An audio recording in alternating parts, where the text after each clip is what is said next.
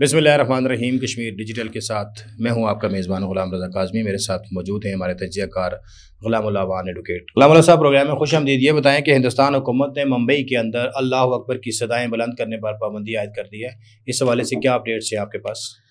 अच्छा रज़ा साहब, ये बड़ा अफसोसनाक अमल है कि हिंदुस्तानी हुकूमत हर बार कुछ ऐसा करने की कोशिश ज़रूर करती है कि जिससे जो मजहबी आज़ादी है उसके ऊपर जो है कुछ ना कुछ कदगने लगाए जाएं।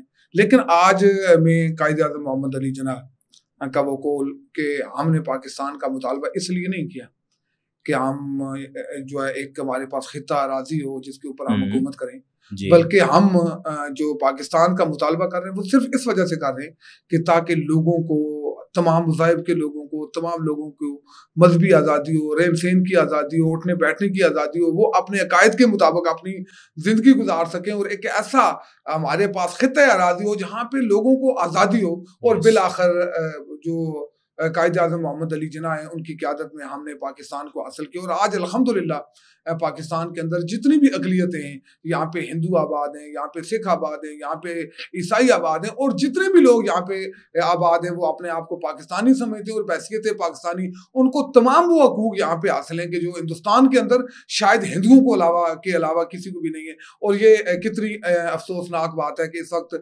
आवाज़ को कंट्रोल करने के हवाले से जो कानून साजी की जा रही है हिंदुस्तान के अंदर, बुनियादी तौर पर तो उन्होंने जो एजेंडा रखा हुआ है वो एजेंडा ये है कि यहाँ पे जो आवाज़ है तो उसको कम करने के लिए, शोर को कम करने के लिए जो है हम ये लाउड स्पीकर के इस्तेमाल पे पाबंदी लगा रहे हैं। लेकिन बुनियादी बात ये नहीं है, और बुनियादी बात ये है कि वो अल्लाह अकबर की सदाएं जो इंडोनेशिया से शुरू होके पूरी दुनिया में फैल जाती हैं और पूरी दुनिया में एक लम्हे के लिए भी कभी अजान की आवाज बंद नहीं हुई। अल्लाह अकबर का इस वक्त जो है वो 60 से ज्यादा जो है वो इस्लामी ममालिक मौजूद है, और इस्लामी ममालिक को भी अगर छोड़ दें पूरी दुनिया के अंदर मुसलमानों की आबादी मौजूद है। पूरी दुनिया के अंदर इस तरह का घटिया फेल किसी भी मुल्क में आज तक नहीं हुआ जो हिंदुस्तान ने किया है। और मुंबई के अंदर जो है आज इस बात के ऊपर पाबंदी लगा दी गई है कि वह स्पीकर का इस्तेमाल नहीं होगा। और आज लोगों को ये समझ जाना चाहिए कि कायदे आज़म मोहम्मद अली जिन्ना और उनके जो रफ़क़ा थे, उनके जो दोस्त थे, जिन्होंने तहरीक पाकिस्तान के लिए अपनी जानों का नजराना पेश किया, तो क्या पाकिस्तान बनाने का उनका जो फैसला था वो दुरुस्त था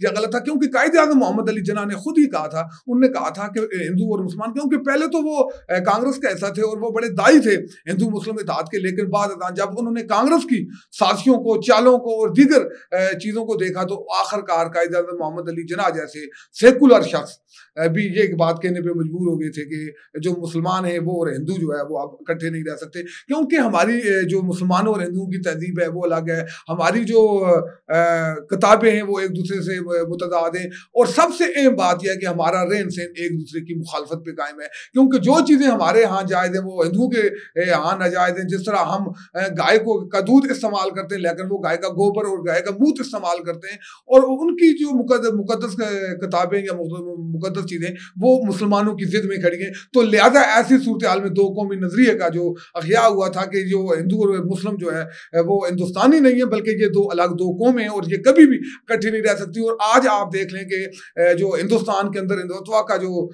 स्टेटस है या जो तालीमात है उसके मुताबिक हिंदुस्तान को चलाने की कोशिश की जा रही है। वहां पे जो ईसाई हैं उनकी जिंदगियों को अजीरन बना दिया गया है, सिखों के ऊपर आए रोज हमले किए जा रहे हैं, बल्कि पाकिस्तान और हिंदुस्तान की दरमियान जो कशीदगी चल रही थी तो हिंदुस्तान ने अपने ही पंजाब के अंदर जो है सिखों के इलाकों के ऊपर बमबारी की ताकि वो पाकिस्तान के ऊपर उसके इल्जाम लगा सके, अपने शहरियों को कत्ल करके पाकिस्तान के ऊपर इल्जाम लगाने की कोशिश की। वहां पे कोई मजहब भी जो है वो जो है उसको आजादी नहीं है किसी भी तरह की, और वहां पे मजालम का एक सिलसिला जारी है। मैं समझता हूँ कि पता नहीं आलमी दुनिया इसके ऊपर खामोश क्यों है। और अरब ममालिक का मैं आज अगर बात करूं तो अरब ममालिक को इसके ऊपर बात करनी चाहिए जो बहुत बड़े इस्लाम के ठेकेदार बने हुए, जो आज हिंदुस्तान के अंदर अपनी जो है वो हिंदुस्तान के साथ तजारत की बात करते हैं, हिंदुस्तान के अंदर इन्वेस्टमेंट की बात करते हैं। जहां जिस नगर में आपके अल्लाह की आवाज बुलंद नहीं हो सकती, जहां पे अल्लाह अकबर की आवाज बुलंद नहीं हो सकती, तो वहां पे अरब ममालिक का ये जो किरदार है तो मैं समझता हूँ बड़ा मशकूक है और उनको भी किरदार کردار ادا کرنا چاہیے. لیکن ہندوستان کو یہ بات یاد رکھنی چاہیے کہ بمبئی کے اندر وہ مسلمانوں کو وقتی طور پہ تو الجھا سکتی ہے, لیکن وہ اللہ اکبر کی جو آواز ہے اس کو کبھی بھی بند نہیں کر سکتے. آج وہاں کا جو مسلمان ہے وہ اپلیکیشنز کو سارا بنا رہا ہے, جو موبائل ایپس ہیں, اذان کی ایپس ہیں, ان کو ڈاؤن لوڈ کیا جا رہا ہے, ان کے اوپر اذان سنی جا رہی ہے, اور ان کے اوپر ان کے ذریعے جو ہے نا وہ نماز کے اوقات معلوم کر رہے ہیں, ان کے لیے وہ تیاریاں کر رہے ہیں کہ ہم باجماعت نماز کیسے ادا کریں. کبھی مسلمانوں کو اجتماع کرنے پہ پابندی لگا دی جاتی ہے, کبھی اسپیکر چلانے پہ پابندی لگا دی جاتی ہے, کبھی کھلی فضاؤں میں عید پڑھنے پہ پابندی لگا دی جاتی ہے. تو ایسی صورتحال میں یہ جو ہندوستان ہے یہ دنیا کے امن کے لیے خطرہ بنتا جا رہا ہے, اور مودی کا جو ہندوتوا کا جو یہ جو ملک ہے تو اس کے لیے باقی اقلیتوں کے لیے عرصہ حیات تانگے. میں سمجھتا ہوں کہ دنیا کو اس کے اوپر آواز اٹھانی بھی چاہیے, اور یہ جو قانون انہوں نے پاس کیا اس کو فوری طور پہ واپس لینا چاہیے. وہاں کا مسلمان مجبور ہو سکتا ہے لیکن وہ ذہنی طور پہ کبھی بھی ہندوؤں کی غلامی کو قبول نہیں کرے گا. غلام اللہ صاحب, دوسرا یہ بتائیں کہ آج سپریم کورٹ آف آزاد جموں کشمیر نے ایک تاریخ ساز فیصلہ دیا. ایک حاضر سروس جج جو آزاد کشمیر کی تاریخ میں پہلی دفعہ راجہ امتیاز احمد کو گرفتار کیا گیا. اس کے کیا پس پردہ کیا محرکات ہیں, یہ کیس کیا ہے, اس پہ ذرا ہمارے ناظرین کو. رضا صاحب, کیونکہ یہ عدلیہ سے متعلق ہے اور میں خود بھی کیونکہ قانون کا طالب علم ہوں ادنا سا, اس لیے تو ہم نے آپ سے یہ سوال کیا نا تاکہ ہمارے ناظرین کو پتہ چلے. عدلیہ پہ کوشش ہوتی ہے بات نہ کی جائے, لیکن آج میں سمجھتا ہوں کہ بات کرنے کی ضرورت ہے کہ آج آزاد کشمیر کی عدلیہ نے ایک انتہائی بہترین اور مثالی فیصلہ دیا ہے, اور ایسے فیصلے کی ضرورت تھی کیونکہ عوام کا جو اعتماد ہے عدلیہ کی بعض چیزوں کی وجہ سے شاید لوگوں میں عدلیہ کی اہمیت, ایسے ہی جو راجہ امتیاز صاحب جیسے لوگ ہیں ان کی وجہ سے عدلیہ پہ لوگوں کا اعتماد کم ہوا تھا. آج کے فیصلے نے جو عدلیہ کے اوپر جو عوام کا اعتماد ہے تو اس کو بوسٹ کیا ہے, اس کو آگے بڑھایا ہے. تو میں سمجھتا ہوں کہ سپریم کورٹ کا یہ جو فل کورٹ بینچ تھا اس نے یہ فیصلہ دیا, اور یہ بنیادی طور پہ رضا صاحب یہ 9C کا ایک مقدمہ تھا کہ جس میں ایک راجہ دلاور خان صاحب ہیں, تو وہ اریسٹ ہوئے, ان کے پاس کوئی ہیروئن اور منشیات وغیرہ تھی. 9C کا مقدمہ تھا اس وقت. یہ انسداد جو منشیات ہیں اس کے جج بھی لگے ہوئے تھے, ان کے پاس اختیار بھی موجود تھا. تو ان کی بیل دائر کی گئی تو جو ریجیکٹ ہوئی, وہاں سے وہ بیل ہائی کورٹ میں آئی تو وہاں سے بھی ریجیکٹ ہوئی, پھر سپریم کورٹ میں آئی. تو سپریم کورٹ نے ایک ججمنٹ کے ساتھ ایک ڈائریکشن کے تحت جو ہے وہ لکھا کہ 6 ماہ کے اندر اندر جو ہے اس کیس کا جو مقدمہ ہے مقدمے کا فیصلہ کیا جائے, اور اگر اس میں کوئی نئی ڈیولپمنٹ آتی ہے, اتنی دیر میں اگر کوئی نئی ڈیولپمنٹ آتی ہے تو کوئی بھی ڈیسیژن لینے سے پہلے سپریم کورٹ کو آگاہ کیا جائے, سپریم کورٹ سے ڈائریکشن لی جائیں. تو یہ جو سیشن جج صاحب ہیں انہوں نے اپنے اختیارات کا ناجائز فائدہ اٹھاتے ہوئے اور انہوں نے فوری طور پہ نہ آؤ دیکھا نہ تاؤ, اور یہاں پہ بات ضمانت کی نہیں ہے, یہاں پہ انہوں نے ضمانت نہیں دی بلکہ بندے ہی کو بری کر دیا.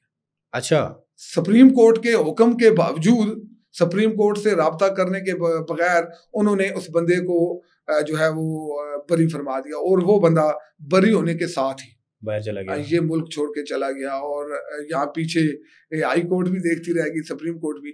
لیکن آج سپریم کورٹ نے کیونکہ جب یہ راجہ امتیاز صاحب ان کو طلب کیا تو وضاحت طلب کی جس سے یہ جو عدالت ہے اس کو مطمئن نہیں کر سکے. بالآخر یہ آزاد کشمیر کی تاریخ میں پہلی دفعہ ایسا ہوا ہے کہ کوئی سروس جج صاحب جو ہیں جو ہے ان کو سزا ہوئی, لیکن بات آدر سروس جج کو سزا دینے کی نہیں ہے. بات یہاں پہ یہ ہے کہ قانون کی عملداری ہوئی اور غریب عوام کو یہ پتا چلا کہ جو قانون سے مبرہ ہے وہ کوئی بھی نہیں ہے. قانون سب کے لیے, چاہے وہ چھوٹا ہے, وہ بڑا ہے, وہ جج ہے, وکیل ہے, صحافی ہے, تاجر ہے, بیوروکریٹ ہے, سیکرٹری ہے, وزیر ہے, وزیر اعظم ہے.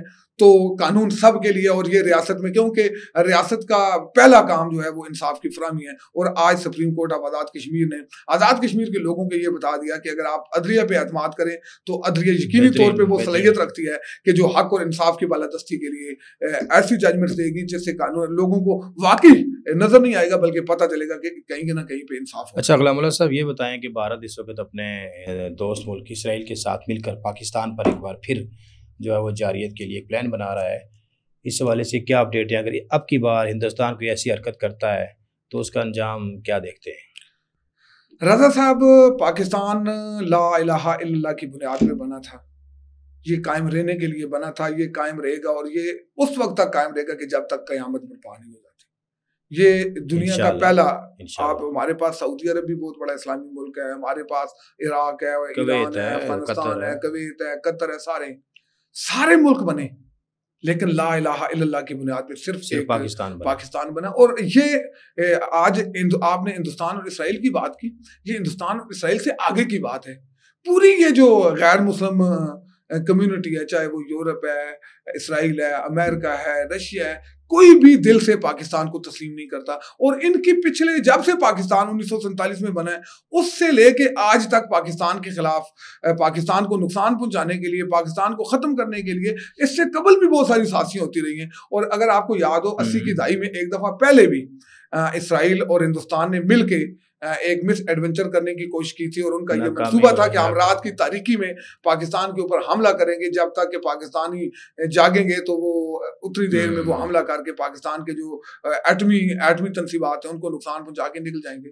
لیکن یہ پاکستان کے جو مارخور ہیں نا رضا صاحب، یہ رات کو بھی آنکھیں کھول کے سوتے ہیں، اور انہوں نے یہ تیہ کیا ہوا ہے کہ ہم پاکستان کے دشمنوں کا، وہ دنیا کے کسی بھی کونے میں ہوں گے، ہم ان سے بے خبر نہیں رہیں گے. اور پاکستان کو تو آلریڈی ایک ایسے دشمن کا سامنا ہے کہ جو آئے روز پاکستان کو نقصان پہنچانے کے لیے متحرک رہتا ہے، لیکن آج تک وہ نقصان نہیں پہنچا سکا، جس کی ایک وجہ اور سب سے اہم وجہ یہ ہے کہ آج تو رضا صاحب، آج تو آپ کے پاس جنرل عاصم منیر جیسا سپہ سالار موجود ہے کہ جس نے دنیا کے سامنے پاکستان کا وقار بلند کیا اور دنیا کو وہ کر کے دکھایا کہ جو دنیا سوچ بھی نہیں سکتی تھی.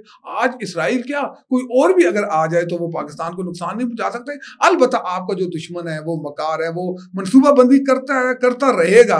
اس کا منصوبے پہلے بھی تھے، آج بھی ہیں اور آج کے بعد بھی رہیں گے، لیکن وہ پاکستان کو نقصان نہیں پہنچا سکیں گے. کیونکہ اب کی بار اگر پاکستان کے اوپر کوئی جنگ مسلط کرنے کی کوشش کی گئی تو پھر مجھے نہیں لگتا کہ یہ جو ممبئی ہے، یہ مدراس ہے، یہ دہلی ہے، یہ چٹا اور جگہیں جو ہندوستان کے اندر یہ محفوظ رہ سکے گی. پھر ہندوستان کو ٹکڑوں میں بٹنا ہوگا، پھر ایک ہندوستان نہیں ہوگا، پھر یہاں کے جو ریاستیں نا، ریاستوں سے زیادہ ہندوستان بٹیں گے اور بٹ کے رہے گا ہندوستان. اور انشاءاللہ پاکستان کے جو نقشہ ہے اس میں وسعت آئے گی.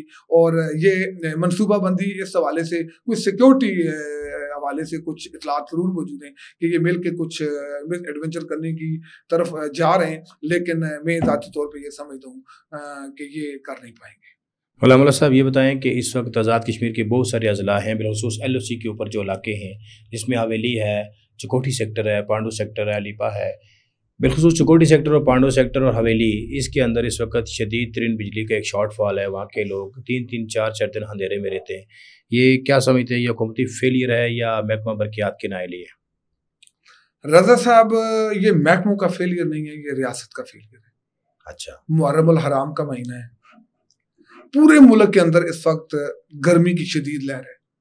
10 منٹ آپ کی بجلی چلی جائے تو آپ کی زندگی کا سارا سکون برباد ہو جاتا ہے. 4 دن تک ضلع جہلم ویلی کی بجلی ایک ٹرانسفارم نصب کرنے کے نام پہ 4 روز تک اس کی بجلی بند رکھی گئی. اور وہاں کے جو مقامی لوگ ہیں اس شدید گرمی میں پوری رات جا کے ان لوگوں نے زندگی گزاری ہے. اور آج آپ اٹھیاں کے اگر آپ مضافات کی طرف چلے جائیں، ہمارا یہ چکوٹھی کا ایریا ہے، ہمارا پانڈو ہے، کھلانا ہے، پال ہے، پال بیلا والا ایریا ہے، رحمت ہے، گندی گراں ہے، سفیدہ بالا سیٹو ہے. یہ رضا صاحب وہ علاقے ہیں کہ جہاں کے لوگ بجلی دیکھنے کے لیے ترس رہے ہیں، جن کو 24 گھنٹوں میں 6 گھنٹے بجلی بھی نہیں ملتی. ان علاقوں میں ریکوری ریٹ 100% ہے. اور یہاں پہ اگر بجلی کی بلات کی بات ہے تو لوگوں کے میٹر دیکھنے کے بغیر لوگوں کو بلات جاری کیے جاتے ہیں. جس نے 50 یونٹ صرف کی ہوئی ہے اس کو 500 یونٹ کا بل بھرنا پڑتا ہے. لیکن یہ سارے بل بھرنے کے باوجود، 100% ریکوری دینے کے باوجود بھی یہاں بجلی نہ ہونے کے برابر ہے اور لوگ اس وقت اذیت کی زندگی گزار رہے ہیں. تو میں سمجھتا ہوں، کیونکہ ویسے بھی جو وزیر تعلیم میں اس وقت حکومت آزاد کشمیر میں ایک باثر شخصیت سمجھے جاتے ہیں، یہ ان کا حلقہ بھی ہے. اور یہ جن علاقوں کا میں نے نام لیا ہے، یہاں سے وزیر تعلیم جو ہیں وہ بڑی بھاری اکثریت سے جیتے ہوئے.